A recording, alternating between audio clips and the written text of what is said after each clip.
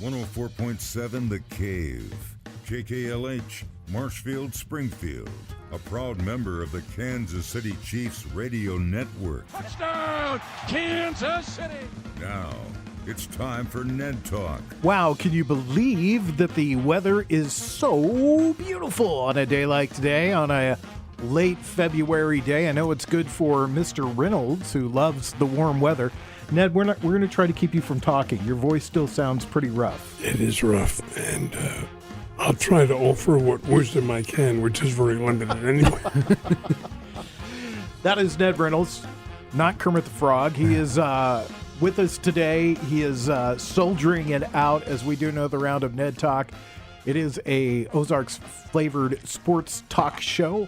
Joe Westen, Ned Reynolds, Alex Scott, Josh Roberts, all with us today. Alec, Josh, test out those voices. How do they sound? Check 1, 2, feeling good. I think this will go down in the annals of history with the Jordan flu game, things like that when Ned showed up and he powered through this show. I ain't scoring any 51 points. He plans on making all the rest of us sick, but other than that, I volunteer to speak for Ned because I think he and I will be on the same page on everything we say. So I'll just answer for you, buddy. We'll start out with the soccer segment. How about that? Yeah, it sounds great. All right. You alluded to it last week, Ned, and again, I don't want to make you talk too much. It's okay. But the Chiefs are already making moves. It looks like Tommy Townsend's time in the red and gold is done. He was obviously going to want too much money as a free agent. So they had the other wing, the Ariza, I believe it's pronounced. Although he's not a great character, he is a pretty good punter. And he was absolved of all his assault charges and things like that. So, hey, you got to deal with him, get him because he'll help. Yeah, you look at the Chiefs roster and you see the amount of talent they have, and it seems like that's the type of team as much talent as you want to have on your roster, you can't afford to be paying the punter probably the highest amount of money in the league for a punter. And Tommy's going to be likely demanding something like that because he's been an all-pro punter. He is great at what he does. But, if you're going to cut corners somewhere, they're going to cut corners on special teams positions. Sure. That just is the nature of the beast. And, Ariza character issues definitely are a factor. There's a reason he got cut from Buffalo and he got drafted as a rookie. But he came in highly lauded with a cannon of a leg. I've seen highlights of him punting from inside his 15, and it's a touchback. He has got an absolute boomer of a leg. And so it's a low-risk, high-reward deal for Kansas City. You save the money on the punter for what Tommy Townsend would have cost, and you bring in a guy who has all the physical abilities to pick up right where he left off for, a fraction of the price. Hopefully he doesn't bite anybody. Yeah, what did you think about that move? I mean, Tommy Townsend's kind of been a stalwart for the Chiefs over the last few years. Yeah, I honestly have mixed feelings because, I understand he's a punter, and it's not people don't think that position is important to a team, but if you look at his success with the Chiefs and how he was able to flip field position for them so many times, it's a little disappointing that they let him go. But, again, when a player gets to the top of their game and they become that elite player in their position, and so they are going to be demanding the top level of pay, the punter is always going to get cut because nobody's going to want to pay top money for a punter because they still don't think it's that important. The punter does not put points on the board. That's true. So Alec is absolutely right. If you're going to make any cuts in your roster, and they have to, then that's the first place. Special teams are what are going to suffer because although we see so many good, important plays through the special teams, you're right. They don't put points on the board. They put you in a position to hopefully get more points on the board, but they're not actually scoring for you. But I'll speak from a fan of a team that's had a below-average punter in Pittsburgh over the past 3 years. I will tell you, it can make a massive difference. It might not be direct points on the board, but if Pittsburgh's punter these past few years has had a ceiling of pin them inside the 10 to 20. That's his best.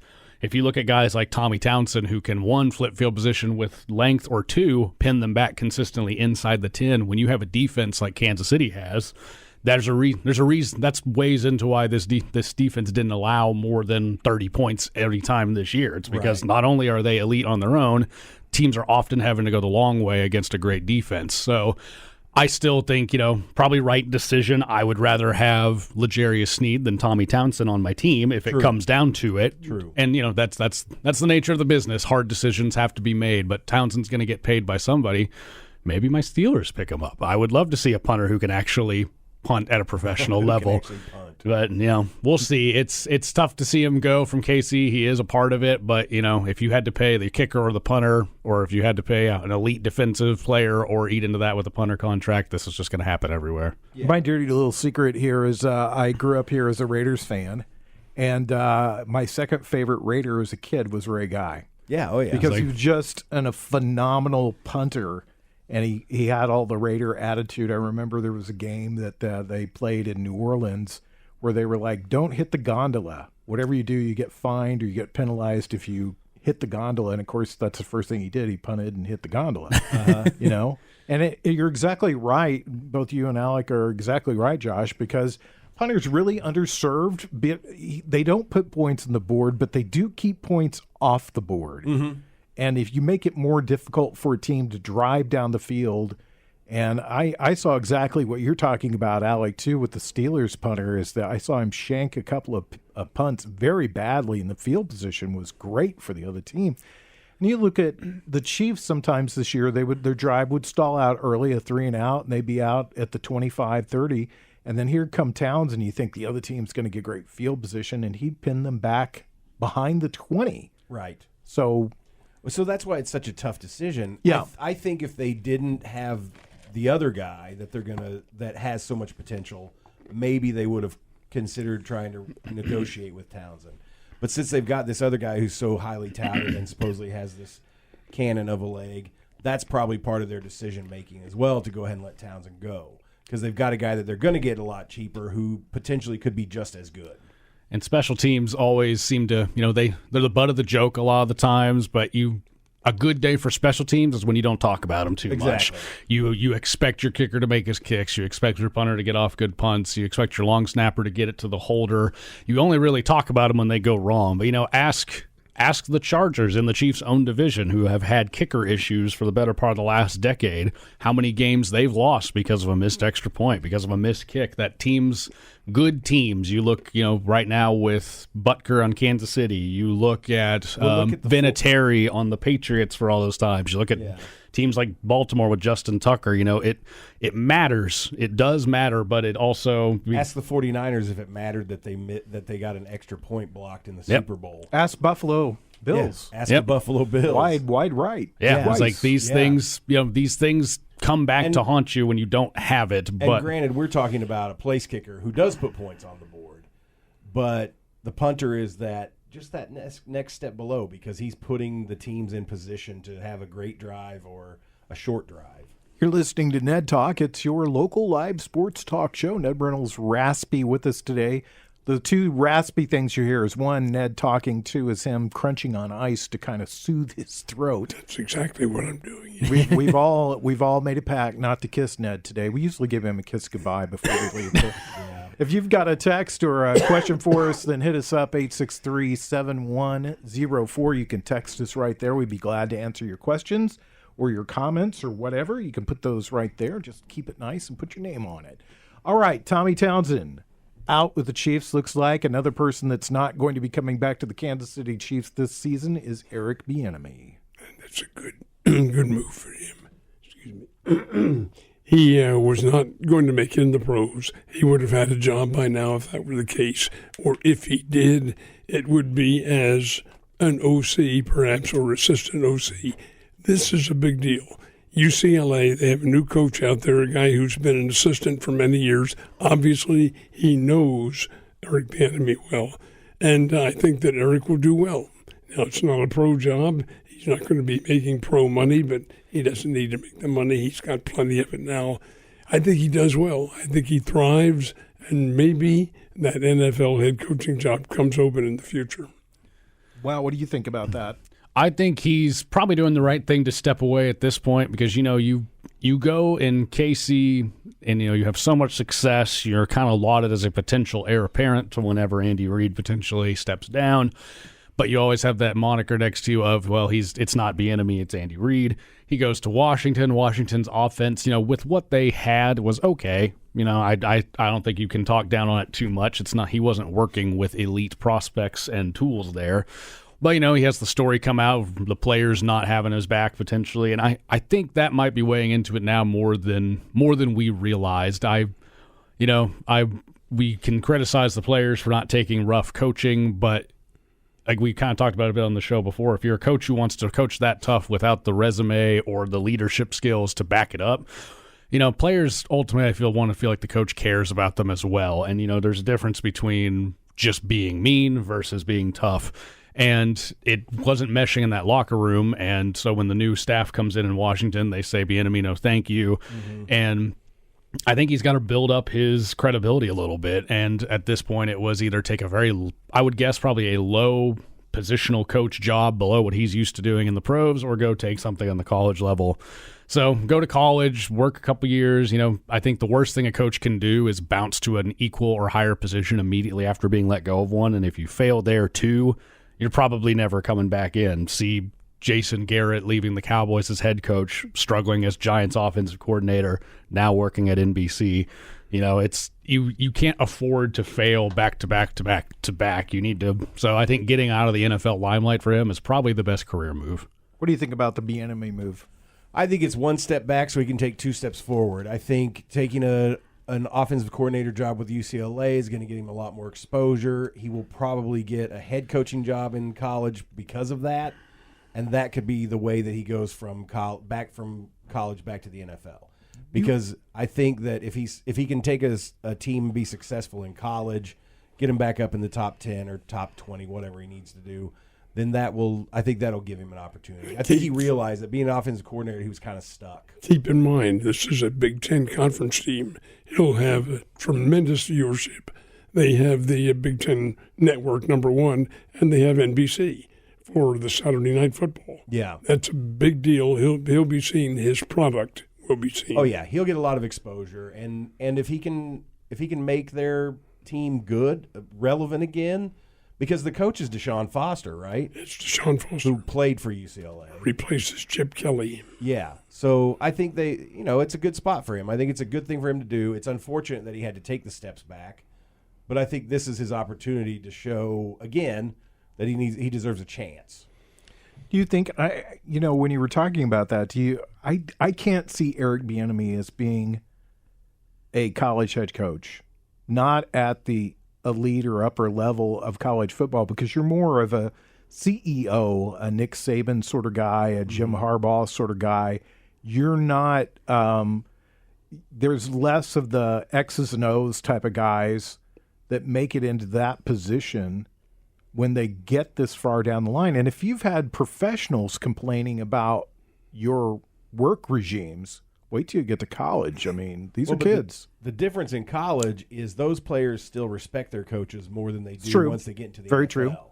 Because that was the problem with Nick Saban being an NFL coach. His style of coaching didn't work in the NFL because they didn't respect him the way that the college guys do. And so that's part of what I'm saying with Bieniemy is that he has this opportunity to be a hardcore coach and get these guys physically and mentally ready, and they will respond better to it than NFL players because they're not all prima donnas yet. Big knock on Matt Nagy this year, who took over for Eric Bieniemy as the offensive coordinator. Are you surprised that the Chiefs didn't make a bigger play for Bieniemy? No, because Nagy did a credible job, and he got his team into the Super Bowl and won the Super Bowl. Mm-hmm. So I think it would be just bad karma, a bad note to let go of a coach to bring back somebody else with a championship pedigree. It's not his own. He would have been canned, so to speak. But no, I don't think it would have been a good sign. 417-863-7104 if you'd like to text us a question or comment, put your name with that. Alec, there was some talk before the Super Bowl that the Chiefs were talking to Eric Bieniemy and were trying to bring him in before the big game, but Washington would not allow that. They did let him go after that. Do you think we'll see Eric Bieniemy again in the NFL? I think at some point, I feel that's where he's got his groundwork. That's probably where he wants to be. If you ask most coaches, they'd probably prefer to be at a pro level, just because I would guess the money's going to be a bit better if you're at a higher position. But, his choice for going back to Kansas City was probably to take a lesser position than what he left originally at Kansas City. And that's just, that's a tough pill to swallow, to leave as the offensive coordinator, take an OC position somewhere else, and then have to kind of bow your head and come back as an assistant coach of some kind. Or, that's likely what it would have been. And maybe KC did offer him that, a lower position, lower pay, or you can go to LA and try and build yourself up at UCLA. So like Ned said, his product will be seen. Oh, yeah. I don't think this is the last we've seen of Eric Bieniemy at the offensive level, but I think he needed to step away from it for a bit. I think teams had seen enough of him over the past couple of years. I still think he's got to be the worst interview in a room of any coach out there right now, because with that resume, he should have gotten a head coaching job by now. The only reason I can see he didn't is because he walks into a room and just rubs the interviewers, the GMs, the owners of the team the wrong way. We'll never know what happens behind those closed doors, but it can't be good if he doesn't have a job yet, because that resume equates to an NFL head coaching job in today's NFL. Eric, stop wearing the flip-flops. Yeah, to right. the interviews. I mean, come on, let's go. Don't wear pajamas. So last year, Ned, and we'll just cover this briefly, we were talking about salary cap. The Chiefs only had, I think, $6 million last year in salary cap. This year, they've got 30-plus in salary cap room. So they've set themselves up well to be able to take care of some people. But have they left themselves enough room to sign a guy like Mike Evans? Don't know. We'll find that out. Now, keep in mind, as Alec pointed out, the salary cap, the margin has been raised $30 million. So that does give the Chiefs some leeway. But how much leeway? Only the financiers, Veach and his bunch, they're the only ones who really know what kind of margin they have to work with. You want to keep Chris Jones and you want to keep L'Jarius Sneed if you can. And those guys, with the salary cap going up, the negotiating point with Mr. Jones will start at what he was going to get, $32 million. Yeah, that's a lot of money. A lot of money. So let me ask you, and Alec, you probably have the answer to this question. So I know the Chiefs had $30 million in salary cap room. Is that additional $30 million added on to the top of that? Do they have $60 million? Well, I'd have to look at KC's number to know for certain what figures they were setting that at. But yeah, every team essentially just got an additional $30 million to play with. So while it can sound exciting for a team like Kansas City that maybe was a little closer to the cap number, all the teams that already had 40 to 50 million in cap space now have that 80 to 70 to 80 in cap space. So markets are about to get reset. Mike Evans is a little older, but he's still a very good wide receiver. He's going to demand a lot of money. We're probably going to see Justin Jefferson out of Minnesota here soon set the wide receiver market in a stratosphere we haven't seen before, because he's going to want more than Devontae Adams and Tyreek Hill are making, and I believe he's going to get it. Not too far behind him, you have CeeDee Lamb in Dallas. I mean, it's going to become a point where if you want one of these top wide receivers, you're going to have to pay substantial money. And, players see this salary cap increase and know, it's like, all right, well, my price just went up because you can afford to pay it. They're all going to be doing that. So Chris Jones, if you thought he was asking for a lot of money last year, I would expect he's just going to ask for more because he knows Kansas City has the room to do it. Right. Looking online, these, it's amazing how these numbers get so complicated, because their salary cap is $258 million. Their active contracts are $226 million. They have dead cap, which I have no idea what that means, at a little over $4 million, and then rollover just under $3 million. And so I've seen a couple of different websites have different answers on the salary cap. Yeah. I saw one said 14, one said 13. We've heard 30 from some other people. We're talking about this additional cap.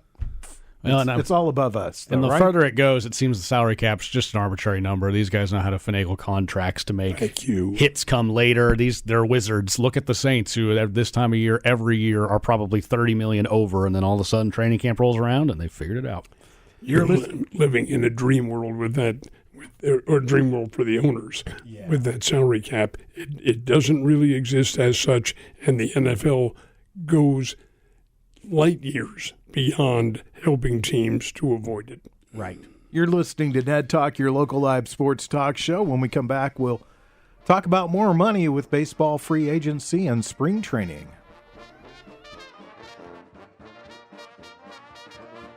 You're listening to Ned Talk on 104.7 The Cave, part of the Kansas City Chiefs radio network. Back to Ned Talk on 104.7 The Cave, a proud member of the Kansas City Chiefs radio network. We just used our big research machine called a computer around here and found out the Chiefs have about $28 million with the new money in cap space. Likely to see them make some moves around the fringes to kind of get them some more and see if they can't sign L'Jarius Sneed and Chris Jones to a new deal, which would be great. But I'd also like to see them get a top-tier receiver, too, because that's going to help Matt Nagy. Yeah. It's going to make him. Yeah. It's going to make him look better. Well, that's the one. As an offensive coordinator. That's the one piece of the Chiefs' offense that we keep talking about is they need a number one receiver. They need that standout receiver to take pressure off of Kelsey, to make it to where if they're double teaming Kelsey, they can't double team this guy. And that's also going to help them in the red zone because the red zone offense was so bad this year because as everything tightens up, there was really only one option. If they shut that option down, the other guys weren't making plays. Well, gosh, they only won a Super Bowl with the receiving No, I know. core. I would be surprised if they make a big wide receiver signing because we liked how Rashee Rice looked down the stretch, and they just won a Super Bowl, and we're 2-0 on Super Bowls with Kadarius Toney. So I don't know why we're complaining about the receiver position. They haven't lost a Super Bowl since Kadarius Toney arrived, so the receiver's set. This is coming from a Pittsburgh Steelers fan. My favorite is McCole Hardman. He catches the winning Super Bowl pass, but he didn't know the game was over. Right. McCole, what world are you in, babe? He said he blacked out. Yeah, he said he doesn't I even don't know if you remember saw catching that. the ball. He doesn't even remember. That's That's crazy. That's comforting, isn't it? Patrick Mahomes is throwing a ball to a guy that's blacking out on the field. Yeah. Yeah, it's pretty crazy because we talked about this last week about how the Chiefs almost like flipped a switch because 2 plays in the red zone, it made it look like bang, no problem scoring, and all year, and even in that game, they looked like they were struggling to score it, but twice they made it look really easy. If you want to text us a question or a comment, you can do that at 417-863-7104. It's Ned Talk. Ned Reynolds, Alex Scott, Josh Roberts. I'm Joe Westen. It's here. It started on Friday. Teams are playing baseball. Have you watched any baseball, Ned? I did, but it was not of the professional level. I watched the college game with Missouri State and Southern Mississippi. Southern Miss is a really, really good program. And the Bears played Oral Roberts earlier, and they're very well. They were a World Series team last year. Nice. And Southern Miss missed by 1 game of making it to the World Series. But I wanted to see how the Bears played in Hattiesburg. And they had Friday night's game won and kicked it away themselves with some very poor defensive play.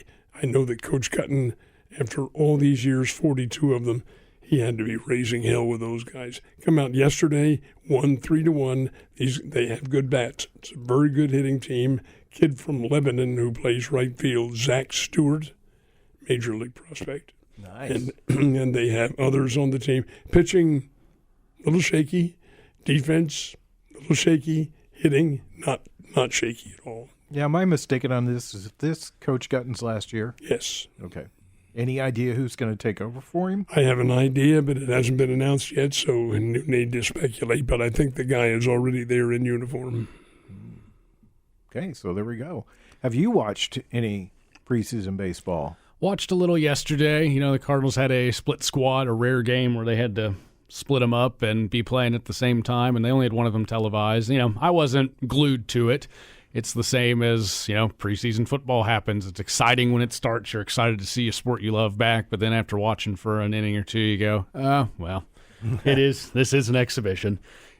Case in point, Cardinals had runners second and third and 2 outs, and a ground ball goes to the third baseman who rips it over to second to turn 2. There's no one there, and there's 2 outs anyway. And then they turn it over and throw it to first. Like, good old spring ball. It's like, well, it's as less exciting as it is for us fans. This is still very important times for teams, trying to get their guys warmed up and then try and figure out what guys from the lower levels are going to break through and make the professional roster. Yeah. For the Cardinals' sake, it's a good warm-up time for your Goldschmidts and Arenados and Contrerases. Their spots locked in. They're not worried about making the club. But then, as the innings go on, you get these prospects who are fighting for spots, fighting to be on the bench to help out and support the team going forward.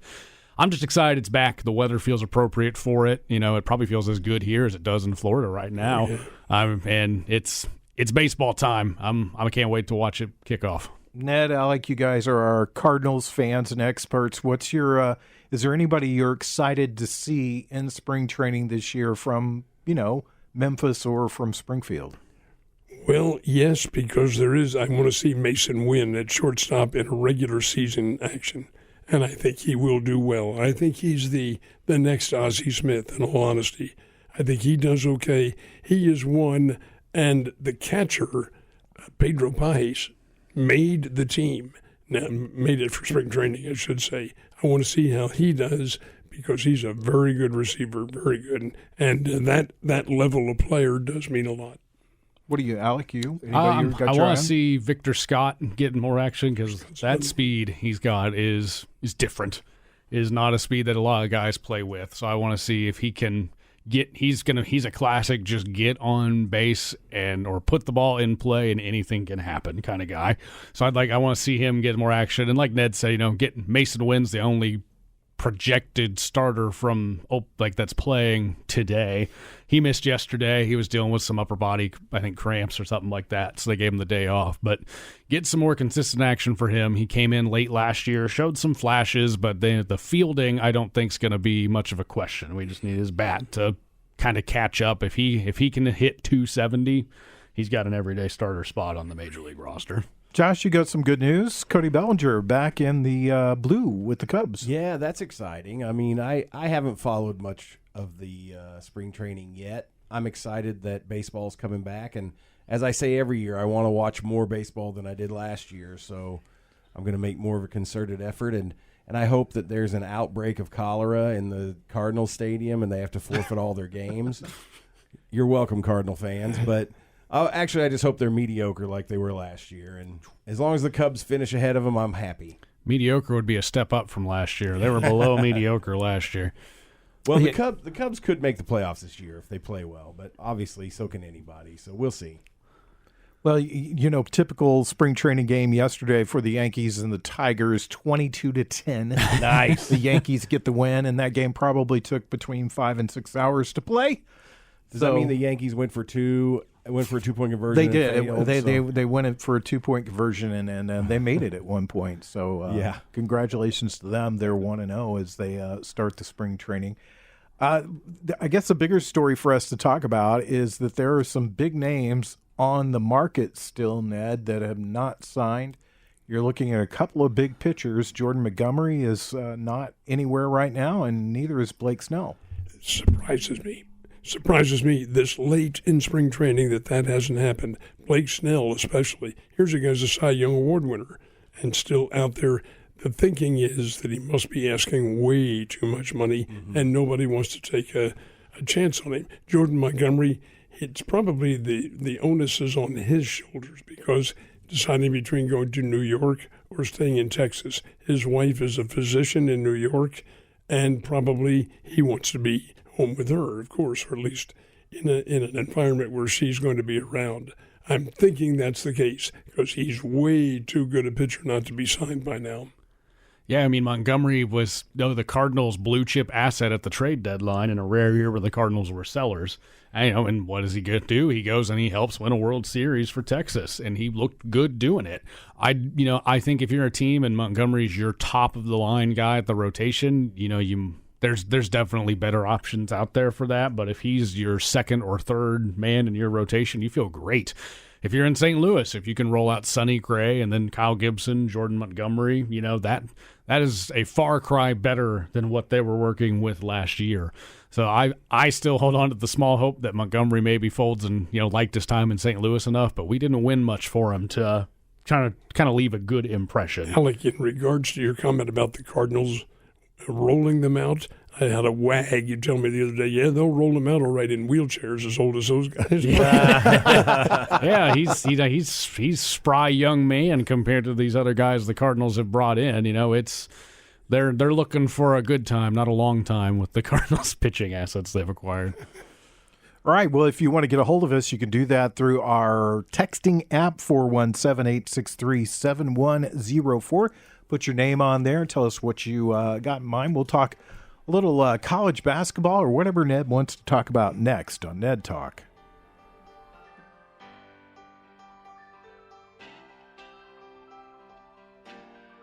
You're listening to Ned Talk on 104.7 The Cave, part of the Kansas City Chiefs radio network. Back to Ned Talk on 104.7 The Cave, a proud member of the Kansas City Chiefs radio network. Joe Westen, Ned Reynolds, Alex Scott, Josh Roberts, Ned Talk, 863-7104. If you want to text us a question or a comment, we could spend a lot of time diving into bracketology, which I don't think any of us are experts at that. But there's a story that I wanted to chat over with you guys and get your thoughts. A Duke player was hurt yesterday in the Wake Forest game when the fans stormed the court. This is at least the second major incident of this year. Caitlin Clark was hurt earlier this year when fans stormed the court in an upset win. When does somebody come in and stop this? When you use the courts to penalize these individuals to the fullest extent. Same thing with public shootings and things like that. The Duke player who got hurt, Filipowski, he's a star on the team, first team All-America. And Caitlin Clark, she was not seriously injured. She was bumped. But still, you never can tell what will happen in a case like that. We've seen it in football where the conferences fine the schools $100,000. Big deal. Who cares? You've got to punish the people who are involved to the fullest extent. I believe, there's that, or, the NCAA ruling body steps in and they take the win away. It could happen. That'll stop that would, because when it's a mass of people, it's hard to tell who was an insider of an incident or anything like that. But it's tough because I think court storming is one of those neat things about college sports. I think I still enjoy seeing them do it. I'm sure it's fun to do.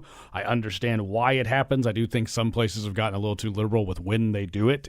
I feel, there's a bar of upset you need to meet in order to get a court storming or field storming. But, I would hate to be, and I've heard this, if you're one of the players, the opposing players, the away players on a team, on a field or court that's getting stormed, you want to get out of there as quick as possible because you don't know what's going to happen to you. So if incidents continue to occur, I think the way to stop it would be if you storm the field or storm the court, then you forfeit the win. Period. And congratulations, that victory you're celebrating on the field now doesn't count. That, I believe, would be the way to stop it. Full stop.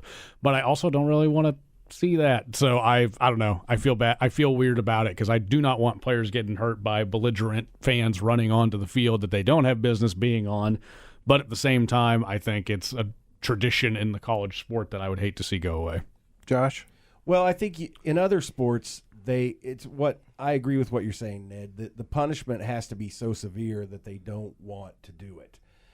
In hockey, the way that they stopped bench clearing brawls was if one player comes off the bench during a fight, the franchise gets fined $1 million. And at the time that they started that was significant enough that the NHL owners said, if you come off the bench, you're paying that $1 million, and it stopped. In international soccer, the fans go to jail.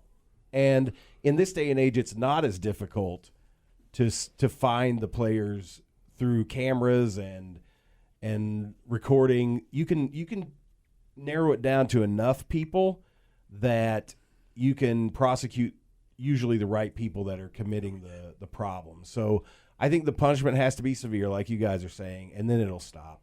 And then, I mean, I understand what you're saying. It's fun to see, but it's damaging. They're doing a lot of damage to the field and the court. Like in football, they usually tear down the goalpost. That costs a lot of money to put that thing back up, and the school's the one paying for that. So I think, they're just going to have to convince people that it's not worth it to do it. The argument to that, and it was voiced the other day, was, well, they always used to tear down the goalpost back in the 20s and 30s and 40s. Why is it so bad now? I'll tell you exactly why. Because the goalposts back then were wooden. Yeah. And they were very temporary. These goalposts are not. No. They're permanent. They're metal. You can get injured doing something. It's a very bad precedent to have. I agree. Do you think, and we'll start with you, Ned, do you think that this has gotten worse? I mean, you see more incidents in college basketball than you see anywhere else. You see people rushing the field in the college football level, not so much, but this happens a lot in college basketball. And do you think it's grown worse there? I think you're going to love this. I think the media has something to do with it. They're always hyping these big games. They get the student body all riled up about getting on the court, and you just beat somebody who's a highly ranked team. Hey, your excitement's going to be there. It's a pent-up emotion. And when you deal with mob psychology like that, that emotion is very, very much rampant in what happens. So, again, the punishment has to be published for everybody to know what's going to go on. And the monetary amount of it is irrelevant. It's the discipline, as Alec pointed out, taking a win away, maybe an important win, a game that might be contingent on your going to the NCAA or something like that. Fact is, it has to bear on everybody, students, university, and the whole bunch. Alec, one of the things that comes to mind is if you catch somebody storming the court, or if they're involved in one of these instances, they lose a scholarship or they get expelled from school. I mean, there's all sorts of ideas, but there's so many levels to this too. I mean, do you blame an 18-year-old kid that storms the court and is really excited, not really sure what he's doing, and he ends up hitting somebody by accident, and then maybe his life's ruined by what the rest of the group was doing? And that's why it's tough. If someone storms a court or a field mid game, your consequences are your own. You don't jail. You don't interject yourself into the game as it's being played. But when a mob happens, it's tough to single out one guy because it probably wasn't one person that decided it's court storming time. It was handfuls of people from around it, and it's tougher in college basketball as opposed to football because just the fields are so much bigger. In football, you have more space to get away, to move around, to dodge the crowd. It takes them longer to get down. A lot of times they have to jump off of a rise to get onto the field. While in basketball, all you got to do is hit the bottom of those stairs and you're on the court, and it's go time. So it's, accidents do happen, but maybe it's really hard to enforce. I would say maybe you try and set a bar so let players clear the court before the fans get on there, but they're not going to adhere to that once that buzzer sounds. People are storming the court. There's just no way to get your players off. I don't think there's a great way to enforce it other than I still think the best way is just take the win away, because the first time a major upset happens and the student body storms the court and then the NCAA flips the result, It will never happen again. I think you're probably right. Josh, Rick Pitino is wearing a white sport coat today. Is that a major party foul? Because it is carnation? It's not Memorial Day yet. Marty Robbins, where are you? Yeah, exactly. Exactly. What are your thoughts on the, what do you do? How do you fix this? Well, I don't know. I mean, I do believe that there are more incidents of this, because I kind of agree with Alec, is that the bar has been lowered as far as what is court storming worthy. If number 10 beats number 2, they're storming the court, and I don't think they really need to. Yeah, that's not a major upset. If a 16 beats a 1 in the NCAA tournament, okay, yeah, I mean that's I could understand that. But I also touching on your point about how do you stop an 18-year-old kid from storming the court? I don't know, because the emotion involved, and there's probably alcohol involved in a lot of these instances too, because I know that they haven't taken that away from most of these schools, have they? I know that I don't know. I don't know what the process is. Missouri State's is a wet campus. Yeah. And so I don't know how many times, like before a football game, you'll drive down the road and you'll see students carrying their beer down the road to go to the game. Right. Well, and so to that, if that's an element of it, that's another thing that the Premier League took care of to try to curb hooliganism. Once you're in the stadium, you can't drink beer in the stands anymore. You can have a beer on the concourse, you can have a beer outside the stadium, but once you're in the stands, they don't serve beer. And so that has curtailed a lot of that hooliganism that they were having a problem with. So, I don't know, there are many steps to take. And I think these colleges and universities have a responsibility to try to impress upon their student body, hey, this is not the behavior that we need. We understand you're excited. We're excited too. But let's celebrate once we get back to campus and not hurt somebody by running onto the court. I mean, I wonder how many students have been injured in situations like that and just haven't been reported. Because it's easy to get knocked down and get stomped on by 500 people as they're storming the court. Because like you said, Alec, it's a lot smaller than a football field. So it's a lot easier for people to be bumping into each other, knocking each other down, and they're not paying enough attention to say, oh, let's stop and let this person up. So I wonder how many students have been injured in these incidents too. I think Ned's right to a certain degree about, it's more in front of our face and there's more emotion, I think, than ever with sports. I think people are so much more emotionally invested in it than they've ever been in their lives. And then when that happens, you pack all that emotion into a room, an arena, a stadium, or whatever, then that's a powder keg waiting to go off. And I just hate to see something really bad happen before somebody steps in and does something. Right. So when we come back, we'll tell you what we're going to watch on TV this afternoon. It's Ned Talk on 104.7 The Cave. You're listening to Ned Talk on 104.7 The Cave, part of the Kansas City Chiefs radio network. Back to Ned Talk on 104.7 The Cave. A proud member of the Kansas City Chiefs radio network. We are just moments away from perhaps witnessing a court storming. St. John's is leading Creighton 74-62 with a little over a minute to go. Playing in Madison Square Garden. We'll see. We'll just see what happens there. Beautiful day in front of us, high up in the 70s. Low only about 49. More great weather this week with sunny skies. Might touch 80 on Tuesday. You have to start mowing the lawn, Ned. So will I. And No, that's what I said. You're going to have to start mowing the lawn. I pay somebody to mow my lawn. so you guys make more money than I do. Oh yeah, I'm very wealthy. So what are you going to go home and cast your eyes upon? Or are you just going to go home and go to sleep and try to get better? Taking a nap. Taking a nap? Okay. That's how I know you don't feel well. Nap time has arrived. Nap time has arrived. Well, I think it goes on. Well, I'll just say it. You just get yourself better because Oh, thank you. we need you. We want you. We missed your opinion on the show today. Alec, what about you? What are you going to go home and watch today? The Cardinals spring training game's not televised today. It might be a perfect Sunday for a nap for even those of us that don't feel under the weather. So probably not much sports watching going on, but I'm still kind of enjoying my Sundays free of watching football all day. I don't miss it yet.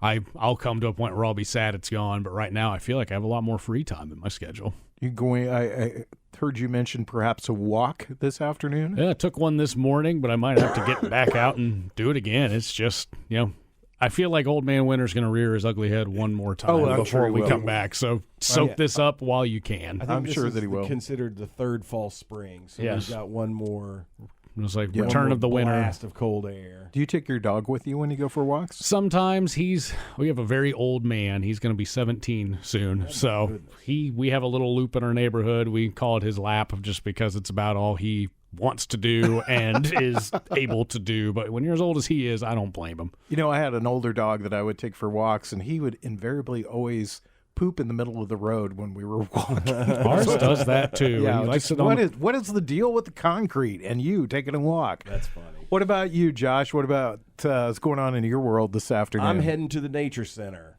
Yeah, I'm you're going to take a walk yeah, too, I'm aren't gonna you? go out and enjoy this weather. Yeah, is there any golf? Is there any? I mean, I know Masters coming up in April, but The golf tournament this weekend is in Mexico oh, okay. on the Mexican Pacific coast, and it does not have very many big names in it, so that allure is gone. So it's basically college basketball, men's and women. You can go home. And college baseball. College baseball. I know. It's been nice watching SportsCenter and seeing. They've been throwing on quite a bit of college baseball highlights, so that's been nice to see. You can watch the spring training games that are on the various networks. And is there anything else that NBA's going Yeah, today. that's true. You got a Yeah, couple. that's right. Looks like Well, and Liverpool won the Carabao Cup today. I Yeah, know nobody I cares was but me. no, I was thinking about you, and I thought Josh might miss this one because wasn't that game on this or match? I guess I should say. Yeah, I wasn't think that match on the earlier today? Yes, and they won 1-0 in extra time, and so that's their first piece of silverware for the outgoing coach Jurgen Klopp. So they're still top of the table in the Premier League as well by 1 point. So it's going to be a tight race. I think they've got 11 games left. So That's exciting. that's one of my problems with soccer right there. What, no playoffs? No, extra time. Oh well, yeah, but someone has to win. Well, You'd I mean, rather- but well, it's actually, just- no, they can have a draw, They can draw. except in tournaments like But that. it's ridiculous because it's arbitrary and nobody knows except that one official when Oh, you're talking about stoppage time. stoppage time. Yeah, that stoppage time thing. And, well, you know, they keep a rough track of how many times they've had to stop, and then they add it to the end. All right. Well, you're Save still it not- for next you're show, still, gentlemen. You're still not got to convert me. I know. Ned, go home, take a nap, enjoy yourself. Alec, take a walk, take care of that dog, and tell Tori we said hello. And you, sir, enjoy the Nature Center, Mr. Roberts. It's Ned Talk, your local live sports talk show. If you missed the show, you can download it as a podcast through our website, or just search out Ned Talk or listen to it through your smartphone app. Thanks to Corbin Campbell, Mike the intern, Brian Tyndall, Nick Fury. We'll see you guys next week at noon.